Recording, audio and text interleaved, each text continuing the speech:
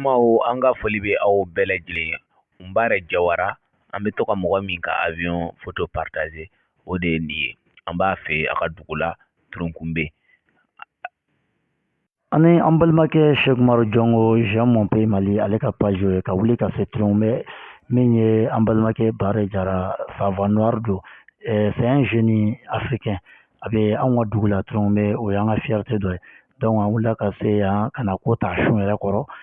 min ye avion ye a y'a dilan avion in dilanni dama jɔlen tɛ avion bɛ wuli moteur b'a la a yɛrɛ ye clé yira an na démonstration mais an n'a bɛna jɛ a bɛna don ka avion in kɔnɔna yira a la démonstration dɔw kɛ sinon avion halisa a bɛ baara tɔw kan o tɛmɛnen kɔfɛ min ye lit fɛnɛ ye ale ye lit caman dilan a ye lit ninnu photo ye a ye kabakow kɛ liw la vraiment liw dilan ka sonorisation ka fɛn caman k'a la aw ɲɛ bɛ olu fɛnɛ ja de la donc baara kɔni an wulila ka s'a ma bi Cheikh Umaru Jongo Jean mon pays Mali donc baara yɛrɛ a bɛna don avion kɔnɔ sisan a bɛ taa a cogoyaw lajɛ an ka jɛ ka avion in kɔnɔnaw n'a lahalaw tɔw bɛɛ lajɛ ɲɔgɔn fɛ ani Cheikh Umaru Jongo. Voilà, c'est ni an ka Turunkunbe avion ye voilà ni malien ni min avion fabriqué avion bɛ wuli donc a bɛ kɛ dɔw ɲɛna dɔw bɛ photo ye kuma dɔ la ani jaw a bɛ ko wala avion kɔnɔna yira mɔgɔ la voilà mais a bɛ wuli fɛnɛ awɔ ko comme batterie a bɛ se ka wuli hali sisan ni batterie b'a wuli voilà ko ni batterie b'a la mais a bɛ wuli avion bɛ wuli ni avion ni min dilanna Turunkunbe yan nin tɛ Amérique ye nin tɛ Japon ye donc yan tɛ Turunkunbe de Mali donc maa ka sɔrɔ min bɛ ɲɔgɔnna baara kɛ ka avion bila ka bɛɛ fara ɲɔgɔn kan a bɛ wuli a bɛ fɛn bɛɛ kɛ donc an bɛ yan o de Turunkunbe yan o de hukumu kɔnɔ komi aw yɛrɛ ɲɛ bɛ avion in na donc nin ye jet privé Bare Jawara ale yɛrɛ Turunkunbe ka ye donc n yɛrɛ fɔmɔgɔ don ne yɛrɛ fɛnɛ ye Turunkunbe ka ye avion yɔrɔ dɔ bɛ ka jigin i jɔ voilà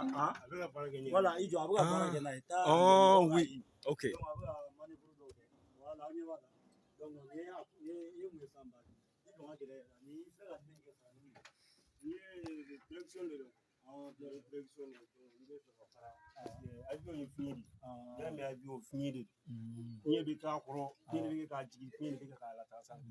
donc o de don d'accord Bare bon sisan i bɛ bɔ ka na ou bien an ka kuma voilà Bare hakilina jumɛn y'i bila ni avion yɛrɛ dilanni na ka avion yɛrɛ kelen tɛ i bɛ ko caman kɛ mais i ye liw dilan yan ko caman b'u la an bɛ tila k'o jaw fɛnɛ yira video in na sisan ni avion hakilina jumɛn y'i bila nin dilanni na ne kɔni vraiment bololabaara de ka di ne ye dɔrɔn bololabaara de ka di ne ye a tɛ komi i n'a fɔ n y'a ye mɔgɔ dɔ la non ne kɔni a donna n kunna dɔrɔn n jarabila la dɔrɔn fɛn bɛ jarabi baara o baara ni jarabila i bɛna i b'a tɔnɔ sɔrɔ mais nin i ye mécanicien kalan kɛ ou bien réparateur ou bien i m'o si kɛ ma foyi kalan mais e kalan na sugu jumɛn yɛrɛ kɛ foyi i ma don école yɛrɛ la hali ma ci ka taa école la n ko ne kana fɛn ye ni y'a ye dɔrɔn hali ni n k'a ka dɔrɔn n'ala farala kan mais kelen ka ni avion dilan o mɔgɔw kelen ka jaw ye mɔgɔw y'i wele walima mɔgɔw bɔra yɔrɔ la ka na lajɛ a ko kɛra cogo di mɔgɔw ye wele a camanba mɔgɔw ye wele mɔgɔw bɔra yɔrɔ jan na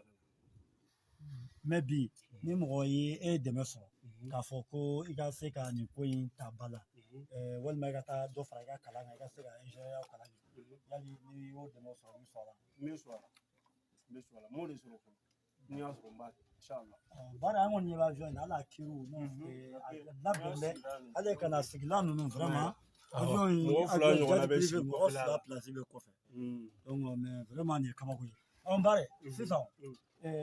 bɛ se ka mun de b'i bolo k'a lase maliyɛn minnu bɛ k'a lajɛ nin wagati in na Mali kɔnɔ Mali kɔ kan nin y'anw ka fierté de Turunkunbe an yɛrɛ Turunkunbekaw ye an ɲɛ b'a la chantier bɛɛ bɛ avion in na donc chantier minnu bɛ yen sécurité kama nin ye sécurité chantier donc i bɛ se ka appel jumɛn lancer i bɛ se ka mun fɔ maliyɛnw ɲɛna jeunes ɲɛna e yɛrɛ ɲɔgɔnnaw i bɛ baara mun na tan ka kabako kɛ électronique la ni hali liw i bɛ fɛn caman k'u la donc i bɛ se ka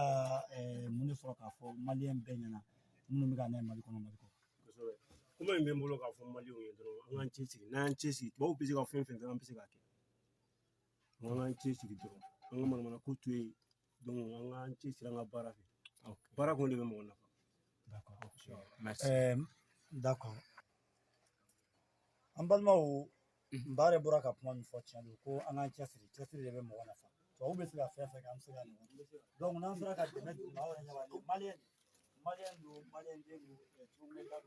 an bɛ yan a ka dugu yɛrɛ la ka yɔrɔ la avion dilan yɔrɔ min na an b'a dilan yɔrɔ si a dilan donc avion bɛ ko bɛɛ kɛ donc a ka d'an ye vraiment maaw bɛ yen ni a mago bɛ formation caman na bi jamana yɛrɛ état hali n'u sera k'a lajɛ ka ni mɔgɔ nasugu ninnu recruter surasiw ka yɔrɔ min bɛ yen n m'a dɔn génie militaire ou bien fɛnw donc jamana yɛrɛ mago bɛ se ka se ani mɔgɔ nasugu ma se ka dɛmɛ sira caman kan se ka former ko caman na nin ye jamana ka fierté ye se ka bila ka taa ka kalanw yiriwa fan caman fana bɛ se ka kɛ sababu ye ka mɔgɔ caman former donc a mago bɛ dɛmɛ la an bɛna ka numéro fana bila ni mɔgɔ minnu mago b'a la k'a lasɔrɔ fɛn wɛrɛw la a bɛ se k'a wele o numéro la donc baara an bɛ yɛrɛ fo merci Jawara